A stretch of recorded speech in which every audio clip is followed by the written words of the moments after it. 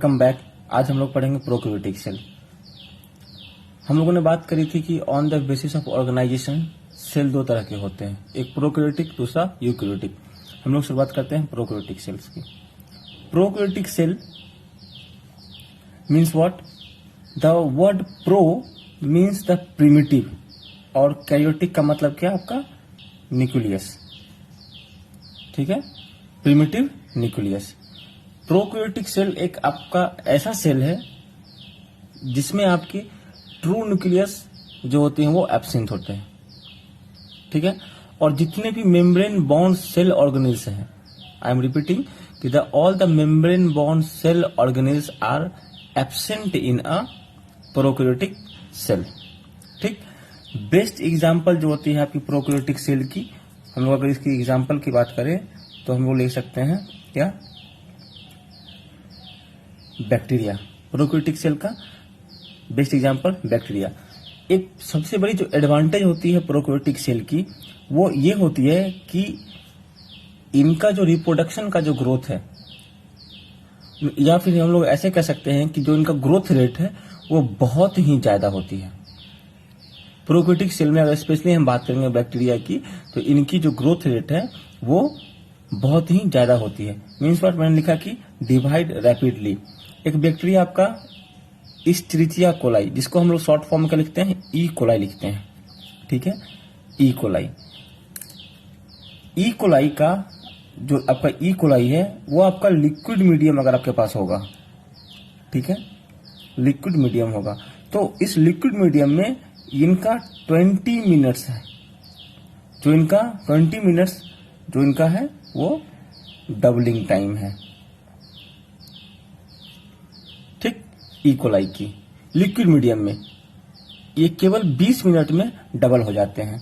अगर वही आपका न्यूट्रिएंट मीडियम हो, nutrient medium means what? Nutrient medium. Nutrient medium का मतलब क्या आपका? कि जो आपका सॉलिड हो, या फिर हम लोग कह सकते हैं क्या, जो मीडियम, जो मीडिया अमाउंट हो, जो मीडिया अमाउंट हो, उसमें इनका जो डबलिंग टाइम है आपका वो, वैसे जनरल तौर पे बैक्टीरिया जो ग्रोथ होती है बैक्टीरिया की, आपकी ग्रोथ ऑफ बैक्टीरिया वो आपका 24 आवर्स लेते हैं। क्लियर? लेकिन जब का ई कोलाई है, मैं एक्सेप्शनली बात कर रहा हूं, specially in case of E coli, जो आपका सॉलिड मीडियम है उस वाले मीडियम में आपका जो ई कोलाई है वो आपके 8 to 9 आवर्स में पूरे के पूरे आ जाते हैं। बैक्टीरिया किस में फॉर्म होते हैं यहाँ पे? किस फॉर्म में? ये सॉलिड आपका प्लेट है, तो बैक्टीरिया इसमें आपके कॉलोनी के फॉर्म में प्रेजेंट होते हैं, ऐसे।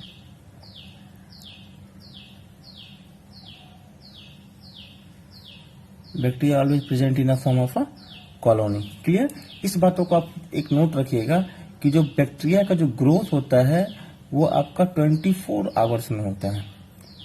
ठीक, लेकिन जो स्पेशली ई कोलाई की केस है उसमें अगर लिक्विड मीडियम अगर हम लोग डालते हैं उसका, तो 20 मिनट उसकी डबलिंग टाइम में है। सॉलिड मीडियम मीन्स जैसे कि अगार का मीडियम अगर आपका हो, उस वाले मीडियम में 8 से 9 घंटे में ही ये अपने फॉर्मेशन को बनाने लग जाते हैं। हम लोग प्रोकैरियोटिक सेल को अभी थोड़ा ऐसा करते हैं कि डायग्रामेटिकली समझते हैं। क्लियर?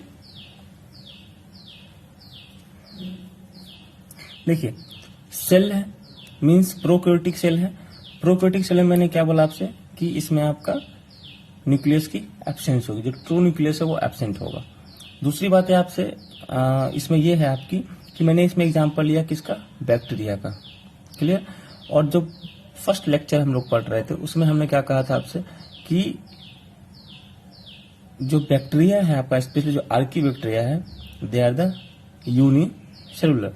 मीन्स क्या कि made up of only a single cell. मैंने इसमें आपसे बोला कि all the cell organelles in a prokaryotic cell, all the cell organelles are absent. Means what? All the functions are performed by only a single cell. Clear? ये जो आपको blue line दिख रही है, ये ब्लू लाइन, ये this is a plasma membrane और also called a cell membrane. ठीक है, प्लाज्मा मेम्ब्रेन और सेल मेम्ब्रेन। अब आप लोगों को ये इनफोल्डिंग फॉर्म दिख रहा होगा, इसका अभी मैं हम लोग डिस्कशन करेंगे। पहले हम लोग बात करते हैं क्या कि जो स्ट्रक्चर है उसके बारे में। ये जो ब्लू है ये आपका प्लाज्मा मेम्ब्रेन है और सेल मेम्ब्रेन। प्लाज्मा मेम्ब्रेन के बारे में हम लोग डिटेल से अभी 2-3 लेक्चर के बाद हम लोग उस टॉपिक पर अभी जरूर आएंगे। ठीक, जो प्लाज्मा मेम्ब्रेन या फिर जो सेल मेम्ब्रेन है उसके ऊपर में ये जो आप लोग ब्लैक कलर से आप देख रहे हैं, ये आपका पूरे के पूरे सेल में होगा। मैंने इतना ही बनाया है, लेकिन आप लोग समझ आ रहे हैं, आप लोग समझ लेंगे इस बातों को। ये पूरे के पूरे जो आपका सेल में ये होगा। ये जो ब्लैक कलर से मैंने दिखा है, एक थोड़ा सा थिक सा लेयर जैसा है, इसको हम लोग कहते हैं क्या, सेल वॉल। ठीक है, इसको हम लोग क्या बोलते हैं, सेल वॉल। सेल वॉल जो होता है बैक्टीरिया का या ये आपका पेप्टाइडो ग्लाइकन का बना होता है। It's made up of peptidoglycan, cell wall. एक ये जो आपका जिलेटिनस लाइक स्ट्रक्चर जो दिख रहा है आपको, जो मैंने रेड पेन से बनाया हुआ है, ये डॉट डॉट जैसा, इट्स अ जिलेटिनस लाइक का स्ट्रक्चर, मीन्स आपका ये चिपचिपा टाइप का होता है। ये किसी बैक्टीरिया में प्रेजेंट होती है, किसी बैक्टीरिया में प्रेजेंट नहीं होती है। ठीक है, तो जिस भी बैक्टीरिया में ये जो प्रेजेंट होती है उसको हम लोग क्या बोलते हैं, कैप्सूल, और ऑल्सो कॉल्ड ग्लाइकोकैलेक्स। इसका रोल क्या है आपका कि जो बैक्टीरियल सेल है उसको वो ड्राइंग होने से बचाता है। ठीक, सेल वॉल का क्या रोल है आपका कि it's provide a external structure.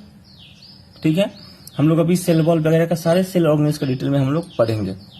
ठीक है, अब एक सबसे मेन बात आती है आपको क्या कि चाहे आपका कोई सा भी सेल हो, वो प्रोकैरियोटिक सेल हो या फिर यूकैरियोटिक सेल हो, सारे सेल्स अपने अपने फंक्शन करेंगे। जो उनका फंक्शन है, उनके फंक्शन के करने के लिए क्या, उनको एनर्जी की रिक्वायरमेंट होती है। हम लोग जो भी फूड लेते हैं तो हम लोग को एनर्जी मिलती है ना काम करने के लिए। तो बेसिकली क्या है कि वो एनर्जी यूटिलाइज किसके द्वारा हो रही है, या फिर जो डेवलप हो रही है एनर्जी, जो जनरेट हो रही है वो सेल के द्वारा हो रही है। और जितने ही फंक्शंस हो रहे हैं वो किसके द्वारा हो रहे हैं, वो हमारे सेल्स के द्वारा ही फंक्शंस हो रहे हैं। क्लियर, तो उसके हिसाब से आपका क्या है कि अब जब आपका सेल परफॉर्म करेगा मेटाबॉलिज्म, एक्सक्रीशन, रिस्पिरेशन, जो भी हो, अगर प्लांट की बात करते हैं तो उसमें ट्रांसपिरेशन, तो दे रिक्वायर्ड एनर्जी। ठीक, तो अब एनर्जी के लिए ऐसा क्या सोर्स होगा, क्योंकि प्रोकैरियोटिक है आपका सेल, और प्रोकैरियोटिक सेल में मैंने आपसे पहले कहा कि कोई भी membrane bound cell organism present नहीं होंगे। ठीक है, और हम लोग शुरू से पढ़ते आ रहे हैं कि mitochondria is the power house of cell, means what कि energy is generated by a mitochondria, but in a case of the prokaryotic cell mitochondria is absent because it's a membrane bound cell organelle. Clear? Instead of a mitochondria, there is a one cell organelle is present.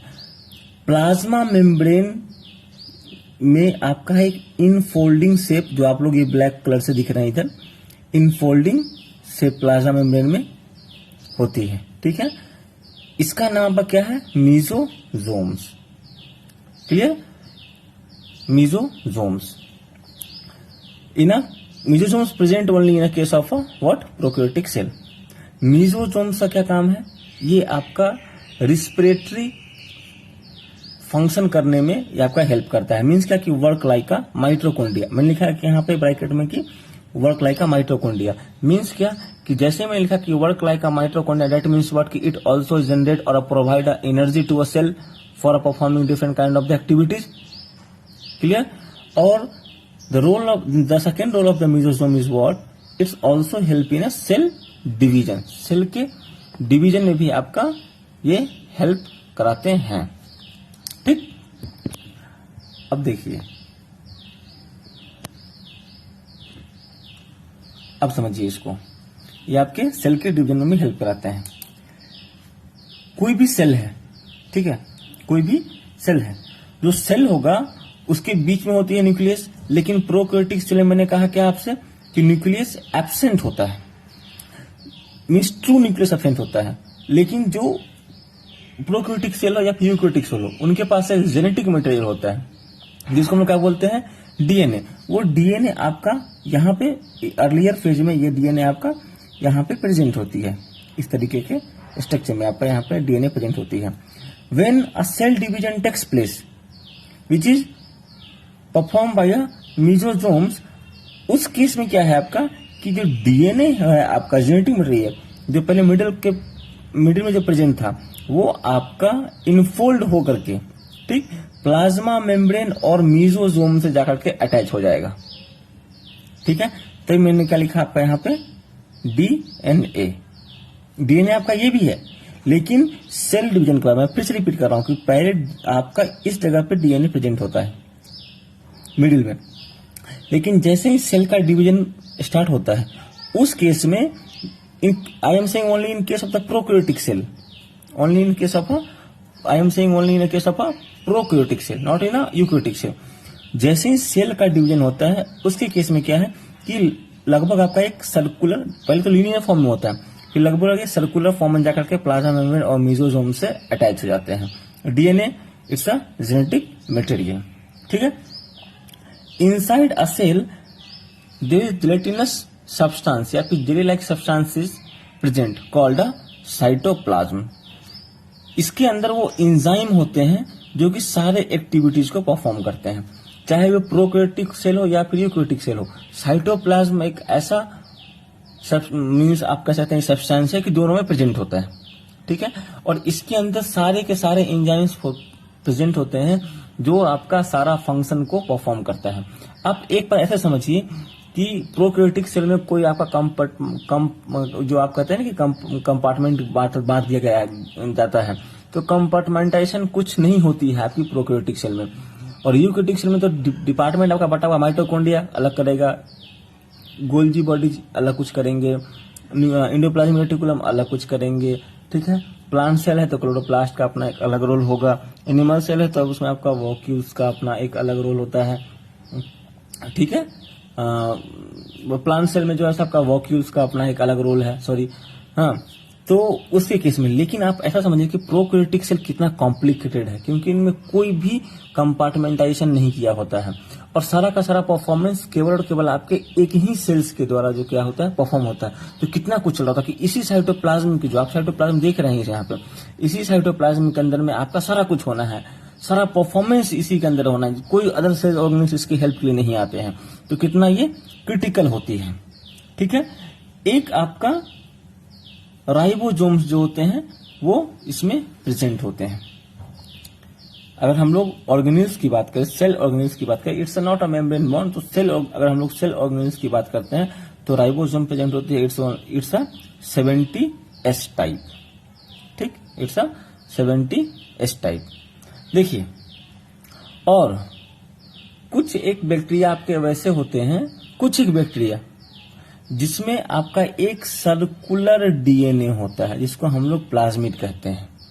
Plasmid का definition class 12 में ढंग से है हम लोगों के पास, लेकिन plasmid क्या है, आपका एक्स्ट्रा सर्कुलर क्रोमोसोमल डीएनए को कहते हैं। क्लियर? इन केस अगर हम लोग बात करते हैं प्लाज्मिड में, अगर हम लोग बात करते हैं प्लाज्मिड की, यहाँ पे मैं आपको डिटेल से बताता हूँ प्लाज्मिड के बारे में थोड़ा। ठीक, कि अगर आपका प्लाज्मिड प्रेजेंट है, if plasmid is present then जो आपका बैक्टीरिया है वो क्या है आपका पॉजिटिव, देन जो आपका बैक्टीरिया है वो क्या है आपका पॉजिटिव स्ट्रेन। आप थोड़ा इसको हम लोग डिवाइड कर लेते हैं ताकि आप, अगर आपका प्लाज्मिड अगर प्रेजेंट है, आप ऐसे समझिए, ठीक है, तो बैक्टीरिया क्या है आपका पॉजिटिव स्ट्रेन। पॉजिटिव स्ट्रेन का मीन्स क्या कि हम लोग इसको मेल कंसीडर करते हैं। और जिस बैक्टीरिया में आपका प्लाज्मिड एब्सेंस है तो वो आपका बैक्टीरिया क्या हो जाता है निगेटिव स्ट्रेन। ठीक, निगेटिव स्ट्रेन का मतलब क्या कि आपका फीमेल है। क्लियर?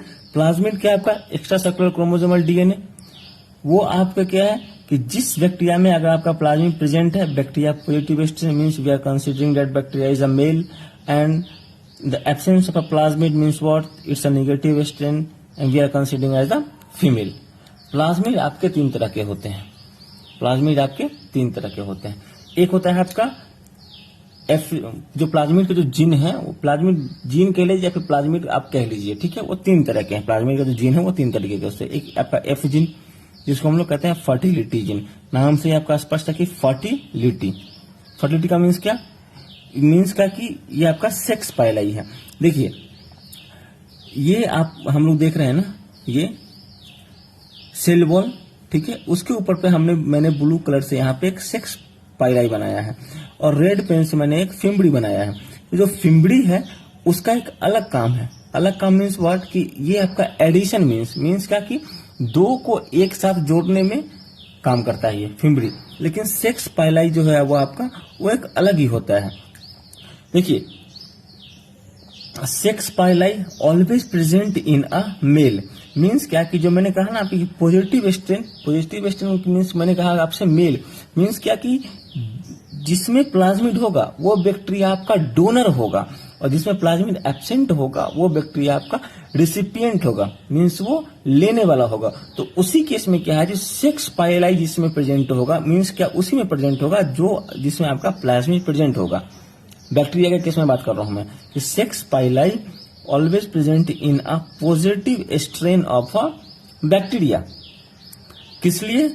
ताकि वो जो जीन हो उसको वो ट्रांसफर कर सके in a by a process of a conjugation, ठीक है। वो आपका जो सेक्स पाइलाई है वो आपका निगेटिव स्ट्रेन मीन्स कि जिसको हम लोग फीमेल बैक्टीरिया कंसीडर करते हैं उसमें वो प्रेजेंट नहीं होता है। क्लियर? अब आते हैं आगे।